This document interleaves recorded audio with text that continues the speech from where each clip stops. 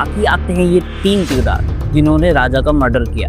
पहले का नाम है विशाल सिंह चौहान, जिसकी उम्र 22 साल है। इसी ने राजा रघुवंशी पर पहला वार किया इस धारदार हथियार को। दूसरा है आनंद कुर्मी, जिसकी उम्र है महज 23 साल। और एक और बच्चा है जिसका नाम है आकाश राजपूत। हाँ, आपने सही सुना, 19 साल का ये बच्चा जिसने एक संगीन जुर्म किया है।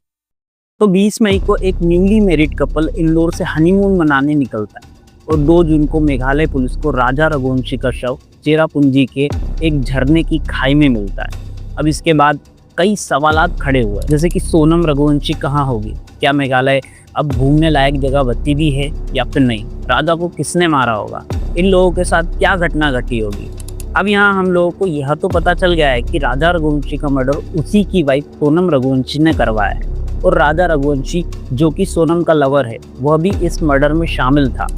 पर क्या होता है ना कि यहाँ पर एक नया ही मूवमेंट क्रिएट हो गया। राज कुशवाहा के घर वालों का कहना था कि राज इंदौर में ही मौजूद था जब यह मर्डर हुआ और ना वह इतनी महंगी सुपारी दे सकता है क्योंकि वह एक गरीब घर से बिलोंग करता है। अब इससे क्या हुआ ना कि लोग 2 भागों में बंट गए। कुछ लोगों का कहना है कि राज कुशवाहा और सोनम रघुवंशी ने ही राजा रघुवंशी का मर्डर करवाया और कुछ लोग यह भी कह रहे हैं कि राज कुशवाहा गरीब है, वह निर्दोष है, उसे मेघालय पुलिस ने टारगेट बनाया ताकि किसी ना किसी को बीच में लाया जा सके।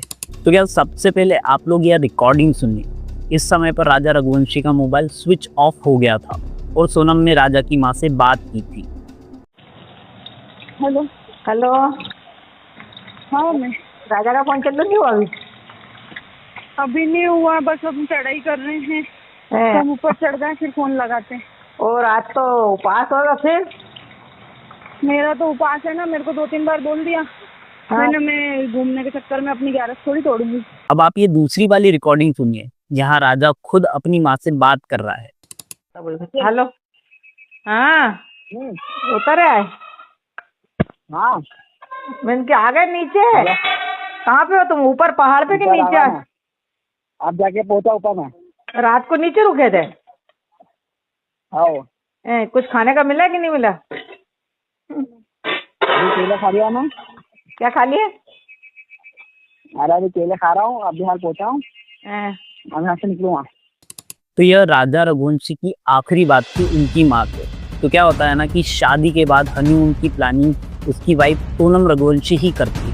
प्लानिंग का जो मॉड्यूल होता है वो कुछ ऐसा था कि इंदौर से यह लोग हनीमून के लिए 20 मई को निकलेंगे। पहले गुवाहाटी जाएंगे, वहाँ जाकर कामाख्या देवी के दर्शन करेंगे और 21 मई को शिलोंग पहुँचेंगे।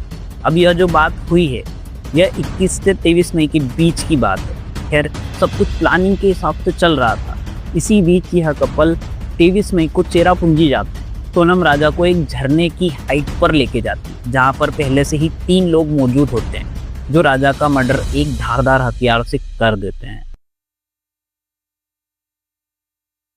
तो पूरी कहानी समझने के लिए हम सबसे पहले इसके किरदारों को समझ लेते हैं। राजा रघुवंशी और सोनम रघुवंशी ये दोनों मुख्य किरदार है इस कहानी का। बाकी राज कुशवाहा जो कि सोनम रघुवंशी का लवर है। बाकी आते हैं ये 3 किरदार जिन्होंने राजा का मर्डर किया। पहले का नाम है विशाल सिंह चौहान, इसकी उम्र 22 साल है। इसी ने राजा रघुवंशी पर पहला वार किया इस धारदार हथियार को। दूसरा है आनंद कुर्मी, जिसकी उम्र है महज 23 साल। और एक और बच्चा है जिसका नाम है आकाश राजपूत। हाँ, आपने सही सुना, 19 साल का ये बच्चा जिसने एक संगीन जुर्म किया है, एक संगीन अपराध किया है और वो भी इन सभी के साथ मिलकर। आप एक बार सोच के देखो कि इनकी उम्र क्या रही होगी और क्या सोच रही होगी, कैसी संगति में ये लोग बड़े हुए होंगे कि इन्होंने इतना बड़ा जुर्म कर दिया। आप गौर से देखोगे तो इनकी उम्र 18 से 24 साल के बीच की उम्र है, जिस उम्र में व्यक्ति नई लाइफ शुरू करता है, कुछ सीखता है, कुछ पढ़ाई करता है। एक उदाहरण देता हूँ मैं गुकेश का, जिसने मैं 16 साल की उम्र में वर्ल्ड चैंपियन मैग्नस कार्लसन को ऑनलाइन रैपिड चेस गेम में हरा दिया था। और अभी गुकेश 19 साल के हो गए और उन्होंने मैग्नस को वर्ल्ड चैंपियनशिप में अभी कुछ ही दिनों पहले हराया। तो अब आप लोगों को डिसाइड करना है कि आपको अपने बच्चे को कैसी परवरिश देनी है और कैसी संगति देनी है।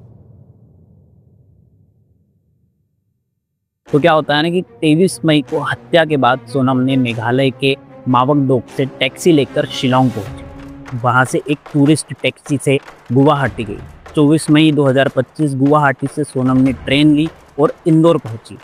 25 से 27 मई को इंदौर में सोनम ने राज कुशवाहा से मुलाकात की और देवास नाका क्षेत्र में एक किराए के फ्लैट पे 3 दिन तक रही।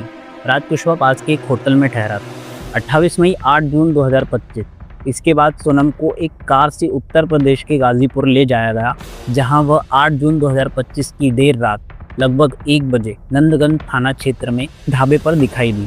उन्होंने ढाबा मालिक साहिल यादव से फ़ोन मांगा, अपने भाई गोविंद को कॉल किया और फिर पुलिस के सामने सरेंडर कर दिया। इसी बीच कुछ खबर भी आई थी कि वो बनारस में भी थी। अब क्या है ना कि यहाँ पर ट्विस्ट आता है कि 2 से 3 दिन पहले यहाँ इन्वॉल्वमेंट ज़्यादा बढ़ जाता है लड़की के परिवार वालों का। सबसे पहले सोनम के परिवार वालों का एक ज्योतिष होता है, वो बोलता है कि भाई तुम सोनम का फोटो उल्टा अपने घर में टांग दो तो सोनम वापस आ जाएगी। और ये लोग करते भी वैसा ही है, क्योंकि राजा का शव मिलने के बाद मीडिया का जो कवरेज है अब बहुत ज़्यादा बढ़ चुका था। अब ये जो कार्यक्रम है वो सोनम के मिलने के 2 से 3 दिन पहले ही चालू हो जाता है। मतलब उल्टा फोटो टांगना, सोनम के लिए एकदम नॉर्मल बिहेव करना, क्योंकि कुछ समय पहले तक तो सोनम के लिए बहुत ज़्यादा एकदम परेशान हो रहे थे। अब अचानक राजा की लाश मिलने के बाद ये लोग पैनिक करने के बजाय प्रिडिक्ट करने लग जाते हैं कि सोनम जिंदा है, उसे कुछ हो ही नहीं सकता। अब तुम थोड़ा सा समझो कि ये इस वजह से हुआ है क्योंकि राजा का शव मिलने के बाद सोनम का किसी न किसी सदस्य से बातचीत या किसी के ज़रिए कुछ संदेश जरूर आया है कि वो जिंदा है। फिर सोनम का मिल जाने के बाद ये शख्स की बहुत अहम भूमिका रही है। जो इस फोटो में दिख रहे हैं ये सोनम के फादर, इनका कहना बन पड़ रहा है कि भाई कुछ भी हो जाए हमारी लड़की ये सब कर ही नहीं सकती, पर उन्हें पता ही नहीं चला कि ये प्लॉटिंग शादी से पहले की है और यह सब कुछ सोनम ने ही किया है। क्योंकि इस केस में एक पहलू ये भी बताया जा रहा था कि सोनम मांगलिक है और राज कुशवाहा मांगलिक नहीं है, तो उसे पहले किसी न किसी से शादी तो करनी पड़ेगी।